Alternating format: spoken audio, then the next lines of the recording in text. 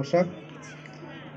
আমি প্রথমে ভিতারা নিবেদিত সংঘের যত সদস্য আছেন তাদেরকে নতুন বছরের আন্তরিক অভিনন্দন জানাই এবং আমার সামনে যারা বিচারক মণ্ডলীরা বসে আছেন তাদের প্রত্যেককেই আমার সশ্রদ্ধ প্রণাম এবং শ্রদ্ধা জানাই।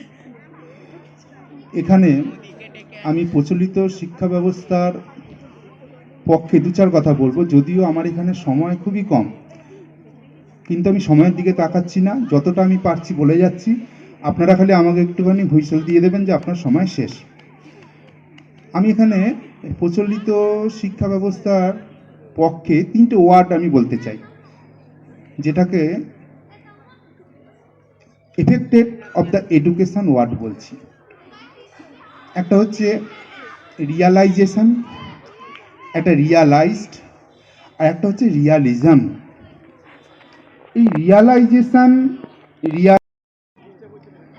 আর রিয়ালাইজড হচ্ছে অনুভূত। কোনো শিক্ষক শিক্ষিকা তার কোনো বিষয়বস্তুকে অনুভব করা বা তাকে রিয়ালাইজড করা যে না এই ম্যাটারটা এটা হচ্ছে। আর একটা রিয়ালিজম কি না, রিয়ালিজম হচ্ছে বাস্তবতা বা বাস্তববাদী। এই যে এই তিনটে এফেক্টেড অফ দ্য এডুকেশনে যে ওয়ার্ডগুলো রয়েছে, এই ওয়ার্ডগুলোর যথাযথ সমন্বয় সাধন অনলাইন শিক্ষা ব্যবস্থায় কিন্তু আনা সম্ভব নয়, একেবারেই সম্ভব নয়, 0%। স্বামী বিবেকানন্দ একটা কথা বলেছে যে education is the manifestation of the perfection already in man. একটা মানুষের মধ্যে পরিপূর্ণতা সর্বদাই সবসময় থাকে। তার আত্মনিয়ন্ত্রণ থাকে, তার আত্মমর্যাদা থাকে, তার আত্মনির্ভরতা থাকে। কিন্তু এই যে প্রত্যেকটা সেলফ, যেগুলো আত্মনিয়ন্ত্রণ, আত্মসংযত, আত্মমর্যাদা, আত্মনির্ভর, এইগুলো আমি বলবো না যে অনলাইন থেকে হবে না, হবে, অনলাইন থেকে হবে, তবে প্রচলিত শিক্ষা ব্যবস্থার মতো করে হবে না। এই যে আমি যে তিনটে ওয়ার্ড বললাম, এফেক্টেড এডুকেশন ওয়ার্ড যেগুলো বললাম, একটা শ্রেণীকক্ষে টিচিং লার্নিং প্রসেস চলে, সেখানে আমরা স্টুডেন্টকে প্রত্যক্ষভাবে পাই। এই যে আমার সামনে যারা বসে আছেন, যে সকল মা বোনেরা, স্টুডেন্টরা বা আমাদের বিচারক মণ্ডলীরা, আমার যে ফিলিংসটা, আমি যেটা বলতে চাইছি, সেটা কিন্তু আপনারা প্রত্যক্ষভাবে রিয়ালাইজ করছেন। কিন্তু আমার বিপক্ষে বলতে পারে তাহলে অনলাইনে কি এটা হয় না? অবশ্যই হয়, কিন্তু অনলাইনে কিন্তু অতটা এফেক্টেড হয় না। অনলাইনে কেউ রান্না করতে করতে একটা মোবাইল সামনে রেখে দিয়েছে। আমি দেখেছি আমার স্টুডেন্টদের, যখন করোনার সময় আমি অনলাইনে ক্লাস নিয়েছি, তখন দেখেছি বাচ্চাকে দুধ খাওয়াতে খাওয়াতে সে এমএ ইন এডুকেশনে ক্লাস করছে।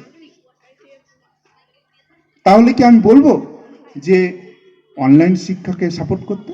না, প্রচলিত শিক্ষার সঙ্গে অনলাইন শিক্ষা কখনোই ওর ধারে কাছে আসতে পারবে না। এই যে একটা টিচিং লার্নিং প্রসেস যখন চলে শ্রেণীকক্ষে, তখন সেখানে কি টিচার আর স্টুডেন্টের মধ্যে একটা ইন্টারাকশন হয়, যেটাকে আমরা আমাদের বলতে বিএড কোর্সে ট্রেনিং এর ভাষায় পড়েছিলাম মিথস্ক্রিয়া। এবং এই মিথস্ক্রিয়ার দ্বারা একটা স্টুডেন্ট সে একজন শিক্ষক বা শিক্ষিকার যে বিষয়বস্তু কতটা সে উপলব্ধি করতে পারলো, তার ফিডব্যাক আমরা পাই তার প্রতিক্রিয়ার দ্বারা। সেটা কিন্তু আমরা অনলাইনে পাই না। অনলাইন কি একটা পার্ট অফ টেকনোলজি, যেটা কি না একটা বিশেষ করোনা আবহাওয়ার সময় সেটা ব্যবহার হয়েছিল, ব্যবহার করতে বাধ্য হয়েছিলাম আমরা, বা এডুকেশন ডিপার্টমেন্ট সেটা ব্যবহার করতে বাধ্য হয়েছিল। তা বলে এই নয় যে প্রচলিত শিক্ষা ব্যবস্থার যে গতানুগতিক ধারণা বা পথ, সেটা এখন অনলাইন মুছে দেবে বা পুছে ফেলবে, তা নয়। কিন্তু আজকের দিনে অনলাইন শিক্ষা ব্যবস্থায় ছেলেমেয়েরা কি চাইছে স্যারদের কাছ থেকে? স্যার নোট দিন, স্যার মাল্টিপল চয়েস করবো, মাল্টিপল চয়েসের উপর MA in education, MA in geography, every different type of school subject, সেইগুলোর উপর আমরা কি না মাস্টার ডিগ্রিধারী সার্টিফিকেট নেব এবং কারি নম্বর নেব। বহুদিন হয়ে বেশ কিছুদিন হয়ে আগে একটা ঘটনা, যে একটা মেয়েকে আমব্রেলা বানান বলেছিল, যে আমব্রেলা বানানটা বলো তো। সে কিনা সে অনেক গুচ্ছখানেক নম্বর নিয়ে সে এইচএস পাস করেছে। আচ্ছা ধন্যবাদ, আমি আর কি সময়ের মধ্যে বলতে পারলাম না, আরো অনেক কিছু বলার ছিল। চাইছে যে আমি শর্টকাট পদ্ধতির মাধ্যমে করব। শর্টকাট পদ্ধতির মাধ্যমে একটা নির্দিষ্ট আবহাওয়া ছিল, তখন আমরা সেগুলোকে মেনে নিয়েছি, টিচার পক্ষও মেনে নিয়েছে এবং স্টুডেন্টরাও মেনে নিয়েছে। কিন্তু এখন যখন প্রতিকূল নেই, আমাদের বর্তমান সমাজে যে করোনা আবহাওয়াটা নেই, তাহলে এখন আমরা কেন আগের পরিস্থিতিতে ফিরে আসবো না?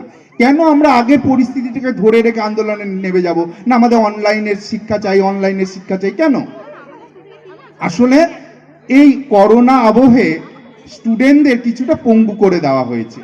কি না, আমরা শর্টকাট পদ্ধতিতে সার্টিফিকেট নেব, শর্টকাট পদ্ধতিতে পাস করব এবং কারি নম্বর নেব। স্যার আমার শেষ হয়ে গেছে? হ্যাঁ, ওকে, থ্যাংক ইউ স্যার।